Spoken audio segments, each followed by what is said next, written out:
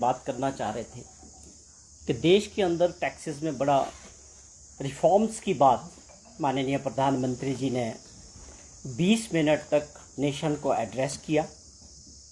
और उसका विशेष रहता है कि जब वो एड्रेस करते हैं देश को तो एक बड़ी बात करने का या ऐसा रहता लोगों को कि क्या बात होने वाली। इस बार जो मुद्दा था वो ये था कि जीएसटी को जो दरें बदली हैं उसके बारे में माननीय प्रधानमंत्री जी ने देश को एड्रेस किया। देश में आज की डेट में टैक्सेस में रिफॉर्म्स आए, जीएसटी को कम किया गया, 2 स्लैब्स को ख़त्म किया गया। इसका तो हम स्वागत करते हैं, लेकिन इसके पीछे की असली कहानी क्या थी? जीएसटी पे जो काम किया गया था देश के अंदर, हर राज्य में अलग अलग टैक्सेस थे, राज्य से राज्य में जाने के लिए अलग अलग टैक्सेस थे। बहुत बड़ा सिस्टम था, बहुत बड़ा देश है। कांग्रेस ने यूपीए 2 में इसके ऊपर पूरा होमवर्क किया और एक पूरा प्रयास किया कि देश के अंदर यूनिफॉर्म टैक्स सिस्टम को अप्लाई किया जाए।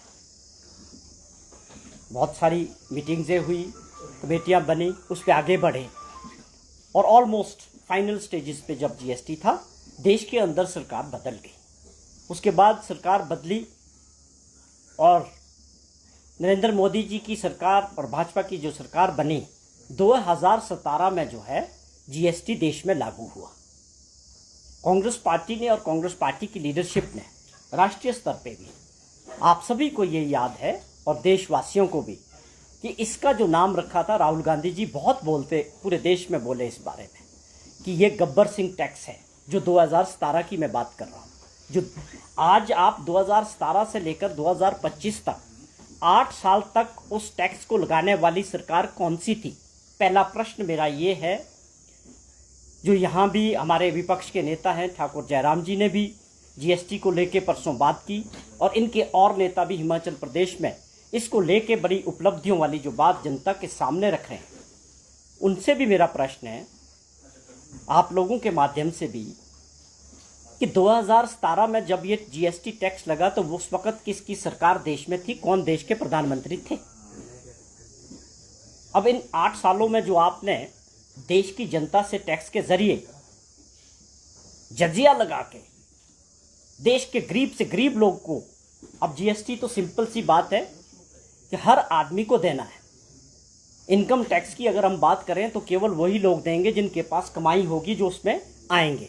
लेकिन जीएसटी तो गरीब से गरीब आदमी को भी देना है, वो नमक पे हो, दाल पे हो, हर चीज़ पे हो, वो जिस भी चीज़ में होगा वो आपको, सबको, देश के गरीब से गरीब जनता को देना पड़ेगा। वो अमीर आदमी भी, अदानी अंबानी भी जीएसटी उसी दर पे देगा और एक गरीब किसान मजदूर देश का, उसके ऊपर भी वही दरें लागू हुई। कांग्रेस ने उस वक्त बड़ा विरोध किया कि इसको सिंप्लीफाई किया जाए, बहुत ज़्यादा टैक्सेस थे। आप इमेजिन करें 5, 12, 18, 40%।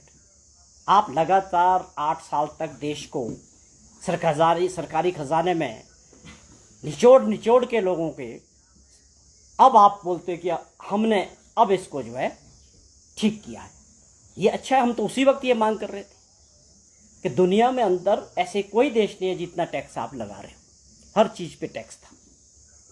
इन 8 सालों में अगर आपने सरकारी खजाने में 55 लाख करोड़ रुपए का कलेक्शन किया, तो माननीय प्रधानमंत्री जी की ये ड्यूटी बनती है कि उसको भी जस्टिफाई करे कि वो क्या आज आप क्रेडिट लेने आगे, देश को, नेशन को एड्रेस करने आगे, और इनके लोग पूरे देश में ऐसे दिखा रहे हैं कि जैसे हमने इसको कम करके बहुत बड़ा काम कर दिया।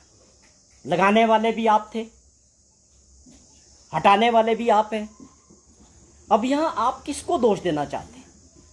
किसको गाली देना चाहते हैं कि क्या पिछली सरकार ने लगाया था ये जीएसटी?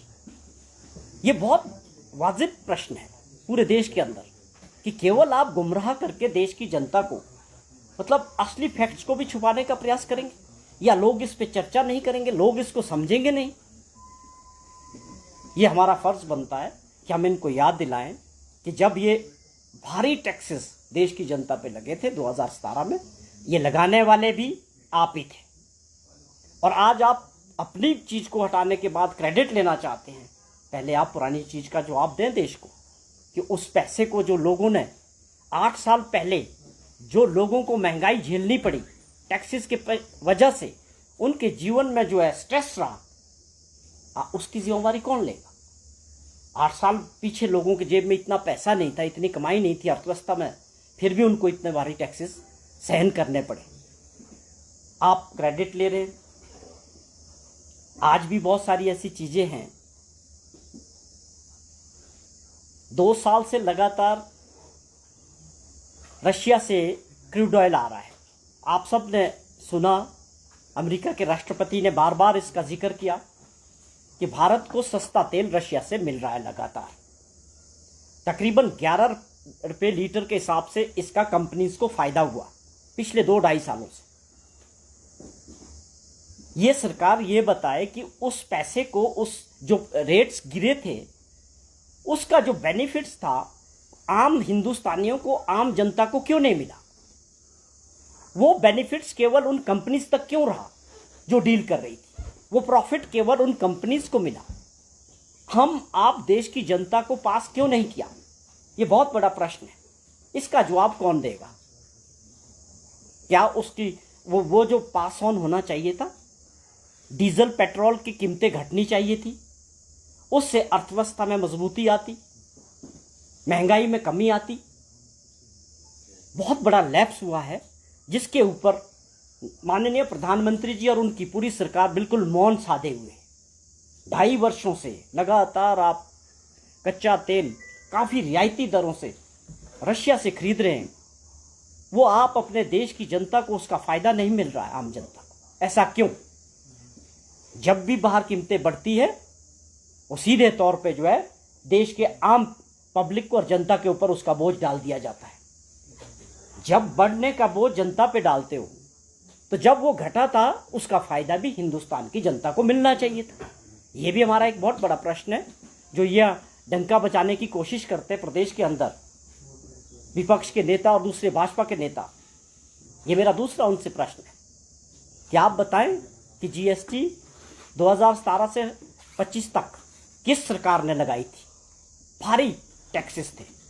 और आज इसका आप इस तरह से हमें धन्यवाद करना उस व्यक्ति का जिसने हमको ये माननीय प्रधानमंत्री जी को सुझाव दिया कि आपने बहुत निचोड़ दिया है देश की जनता को। उनके पास पिछले 2-2.5 सालों से जो सर्वे आ रहे हैं, लोगों की कमाई घट रही है, बढ़ नहीं रही है, जो समय के साथ इन्फ्लेशन के साथ बढ़नी चाहिए थी। मुझे लगता है ये सारे जब डाटा इकट्ठा हुआ होगा तब जाके ये फैसला लिया होगा। ठीक है, अभी देखना होगा कि आम आदमी को हिंदुस्तान की कितने लेवल तक इसका बेनिफिट मिलता है। हमारा प्रश्न फिर से एक वही है कि जो चीज 2017 में गलती की, 8 साल बाद उस गलती को सुधार रहे हो, और इतने 8 सालों में जो देश की जनता का आपने पीस दिया टैक्सेस के अंडर, उसकी जिम्मेवारी कौन लेगा? आज भी बहुत सारी ऐसी चीजें हैं जो लगातार चर्चा का विषय रही कि बहुत सारी ऐसी खाने पीने की चीजें हैं जिसके ऊपर टैक्स खत्म कर दिया गया है। 5% की दर से वो 0 पे लाई गई है। लेकिन अभी भी मेरे पास जो फीडबैक आया है उनमें आपके भी कुछ लोग हैं और भी है जो ये बता रहे हैं कि बहुत सारी चीज़ों के जो प्राइसेस थे जो कम होने चाहिए थे वो कंज्यूमर के पास अभी तक उसका इम्पैक्ट नहीं आया है मार्केट में। मैं आपको कुछ दिखाऊंगा कि ये प्राइसेस होनी चाहिए थी। इनमें बहुत सारी ऐसी चीज़ें हैं जब आप इनको खरीदने मार्केट में जाएंगे तो वो आपको वो फ़ायदा जो मिलना चाहिए वो नहीं मिल पा रहा है। इसके ऊपर ध्यान देने की ज़रूरत है कि ऐसा क्यों हो रहा है। जब ये उम्मीद जगाई गई कि बहुत सारी चीज़ें हैं, खाने पीने की ऐसी वस्तुएं जो टैक्स के दायरे से ही बाहर कर दी गई है, अब वो जो टैक्स कम हुआ उस पर, उसका बेनिफिट उन कीमतों में आना चाहिए था। उस चीज़ की कीमत कम होनी चाहिए थी और आम आदमी को, आम कंज्यूमर को वो चीज़ उतने कम दाम पे मिलनी चाहिए थी मार्केट में, देश के अंदर। पर अभी भी इसके ऊपर क्लैरिटी नहीं है कि ऐसा क्यों हो रहा है। ये भी हमारा एक प्रश्न है। तो कहने का मतलब है कि करेंगे भी आप ही, क्रेडिट भी आप ही लेंगे। उसके अलावा 2 दिन पहले इन्होंने पूरे देश के अंदर अपने स्पोक्सपर्सन भेजे हैं कि आप जो है जीएसटी को लेके पब्लिसिटी करें देश के अंदर। वहाँ आपके लोगों ने भी हर जगह प्रश्न पूछे हैं कि भैया कौन था लगाने वाला, जब कांग्रेस और विपक्ष इसको गब्बर सिंह टैक्स बोल रहा था कि इसमें रिफॉर्म, इसको चेंजेस करने की ज़रूरत है, इसको कम करने की ज़रूरत है, लगातार देश की जनता ने 8 साल अपनी कमाई का सब कुछ जो है टैक्सेस के रूप में सरकारी खजाने पे दिया है। अब आपको गलती का एहसास हुआ, चलो अभी भी फिर भी वक्त है कि लोगों को कुछ राहत मिलेगी इस उम्मीद के साथ। पिछले दिनों इनके स्पोक्सपर्सन आए थे शिमला में। ये लगातार ये ट्रेंड रहता है, जो हमारे हिमाचल प्रदेश के भी सीनियर लीडर्स हैं भाजपा के, वो भी बार बार इस बात का जिक्र करते हैं कि बहुत सारी मदद जो है भारत सरकार से हिमाचल प्रदेश को, राज्य को मिल रही है। ये बार बार हर दूसरे तीसरे दिन इस तरह की स्टेटमेंट सोशल मीडिया पे, प्रिंट मीडिया पे, इलेक्ट्रॉनिक्स पे ज़रूर मिल जाती है भाजपा के किसी न किसी नेता की। मैंने पहले भी जिक्र किया था कि आपको ये चीज़ बोल के गुमराह नहीं करना चाहिए। जहाँ तक भारत सरकार से हमारे अधिकारों की, पैसे की या सहायता की जो बात होती है, उसमें हम सबको एक मत होना चाहिए। आप ये गिना के क्या करना चाहते हैं? क्या आपदा नहीं है हिमाचल प्रदेश में? 23 में नहीं आई या 25 में आपदा नहीं है? अगर आपदा नहीं थी तो माननीय प्रधानमंत्री क्यों आते? वो आए हैं, उन्होंने इस बात को एक्सेप्ट किया है कि हिमाचल प्रदेश में बहुत नुकसान हुआ है। एग्जाम्पल के तौर पे 23 में अगर 10,000 करोड़ रुपये का नुकसान हुआ, एक ऐसा राज्य जिसका बजट 54,000 करोड़ का हो सारा, उसके ऊपर एकदम ऐसा खर्चा आ जाए 10,000 करोड़ का, जो उसमें कहीं प्रोविजन ना हो, क्योंकि नेचुरल क्लेमिटी की तरफ से, जिसके बारे में ना हमने कल्पना की, ना बजट बनाने वाले ने कल्पना की, ना किसी ने किया, उस नेचर की वजह से हुआ। अगेन 25 में अगर अभी 6,000 करोड़ रुपए का नुकसान हो गया, अब आप बताएं कि एक छोटा सा राज्य इन पैसों का इंतजाम कहां से करेगा? वो सड़कें, वो लोगों को राहत, बिजली की स्कीमें, पानी की स्कीमें, वो तो बहाल 23 में भी रिकॉर्ड टाइम में हुई, 25 में भी हमारी सरकार ने रिकॉर्ड टाइम में सारी सड़कें खोल के, अधिकारी काम कर रहे हैं, उनसे काम लिया जा रहा है। सरकार की और मुख्यमंत्री जी की प्राथमिकता साफ है कि बाकी चीज़ें होती रहेगी। हम अभी राज्यों के अपने रिसोर्सेज से किसी सड़क को, बिजली और पानी की स्कीम को बंद नहीं होने देंगे। और आप देख रहे हैं कि जल्दी जैसे जैसे आपदा 3 महीने चलती रही, लेकिन जीवन भी चलता रहा, सड़कें बंद होती रही, सड़कें खुलती रही, और अब तेज़ी से जो है जीवन सामान्य होगा और लोगों की, अब हिमाचल को बनाने की और लोगों की सहायता की तरफ सरकार आगे बढ़ेगी। अब उन्होंने डाटा दिया कि जी हमको जीएसटी से भारत सरकार से इतना पैसा मिला। बड़ा दुर्भाग्य है जो ऐसे स्पोक्सपर्सन आते हैं और इस तरह का डाटा देके गुमराह करने का और झूठ बोलने का काम, और उनके साथ भाजपा के नेता बैठते हैं। जीएसटी आना हिमाचल का शेयर, यही कहा ना उन्होंने। हिमाचल का शेयर का मीन्स है हमारा पैसा। हमें हैरानी होती है जो इस तरह की बातें करते हैं। हमारा शेयर है, हम फेडरल सिस्टम है, भारत सरकार को जाता है जीएसटी, उसमें से 9% शेयर हर राज्य को वापस आता है। आप उसको गिना रहे हो, वो तो आना ही है भाई। उसमें कौन सा एहसान किया भारत सरकार ने हमको देके? मुझे हैरानी हुई जब उनका मैंने पूरा डाटा देखा। तो मैं आपको बताना चाहता हूं कि क्या आर्थिक स्थिति क्या थी जब हमारी सरकार बनी 22 में, तो उस वक्त क्या स्थिति थी मैं बताता हूं आपको।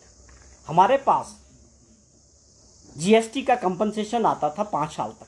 हम जीएसटी में गए हिमाचल प्रदेश, उससे पहले हम वैट में थे। हमारे पास जो इंडस्ट्रियल एरिया था, वैट का मतलब है कि टैक्स ऑन प्रोडक्शन, चीज़ बनी उसके ऊपर टैक्स लग गया, हमें तो मिल गया, वो कहाँ कंज्यूम हुई उससे कोई मतलब नहीं था। लेकिन जब हम जीएसटी में गए 2017 के बाद, उससे हिमाचल प्रदेश को तकरीबन 3,000 करोड़ रुपए का लॉस हुआ। ये कम से कम लॉस हुआ।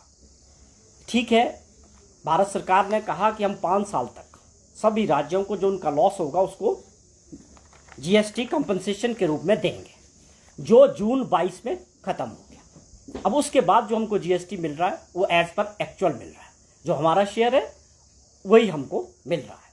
उसके बाद कोई भी कंपनसेशन भारत सरकार हिमाचल प्रदेश को नहीं दे रही। वो टाइम भी जयराम जी के टाइम में खत्म हो गया। कहने का मतलब है जयराम जी की जब सरकार थी तो कंपनसेशन जीएसटी का आता रहा, और तकरीबन 5 सालों में 13,000 करोड़ रुपया जो है जीएसटी कंपनसेशन के तौर पे उनको मिला। अब जो वो 13,000 करोड़ रुपया खत्म हो गया और आगे कोई कंपनसेशन नहीं। उसके अलावा आरडीजी की जो रेवेन्यू डेफिशिएंट ग्रांट की बात करते हैं, मैं ये इसलिए बताना चाहता हूँ कि हमें भी कई बार लगता है कि यार बार बार ये लोग गलत आंकड़े दे के, झूठ बोल के सरकार को घेरने का काम जो करते हैं, कभी हमारा भी मन दुखी होता है कि झूठ कितना सुनेंगे। हमको सच्चाई तो जनता के सामने रखनी पड़ेगी। रेवेन्यू डेफिशिएंट ग्रांट में आज की अगर हम बात करें 25-26 की, तो हमारे को सिर्फ 3257 करोड़ रुपया मिलने वाला है, जो 21-22 में 10,600 करोड़ थी। अब जो चीज पिछले 5 साल पहले 10,600 करोड़ थी, आज उसको 3200 करोड़ कर दिया जाए, जबकि होता उल्टा है। इन्फ्लेशन के साथ, महंगाई के साथ बजट का आकार बढ़ता है, हर चीज बढ़ती है। यहां उल्टा है। हुआ क्या कि जो वो था, उन्होंने पहले अपने टेन्योर में 10,000 8,000 करके उसको एग्जॉस्ट कर दिया। हमारे पे इधर जीएसटी का कंपनसेशन बंद हो गया, इधर रेवेन्यू डेफिशिएंट ग्रांट बिल्कुल घट गई, और साथ में हमारी सरकार बनते ही हमने ओपीएस का प्रॉमिस किया था। उसके पीछे कारण थे कि हम ये मान के चलती थी सरकार कि जो हमारे सरकारी कर्मचारी भाई हैं, उनको जो है ये राइट बनता है कि उनको पुरानी पेंशन स्कीम में लागू किया जाए। उसके लागू करने से क्या हुआ, जो हमारी 1600 करोड़ रुपए की एक्स्ट्रा बोरिंग थी वो भी कम कर दी। जो बोरिंग की कैपेसिटी थी उसको भी 1600 करोड़ उसमें कम कर दिया, और बोरिंग के ऊपर भी हमारे पर कैपिंग कर दी। मैं इसलिए इस चीज को समझा रहा हूं कि लोगों को यह समझना बहुत जरूरी है कि सच्चाई क्या है। ये डाटा, ये फैक्ट्स बेस्ड है। हम हिमाचल प्रदेश की जनता के आशीर्वाद से सत्ता में बैठे, और जो हम दिखा रहे हैं वो रिकॉर्ड है सरकार का। इसमें तुक्का नहीं है, ये पॉलिटिकल स्टेटमेंट नहीं है, ये फैक्ट्स एकदम बिल्कुल करेक्ट है। फिगर्स सारे करेक्ट है कि किस प्रकार से आज हमारे पास, अब उन्होंने बात रखी कि हमारा जो 24-25 में और 25-26 में 32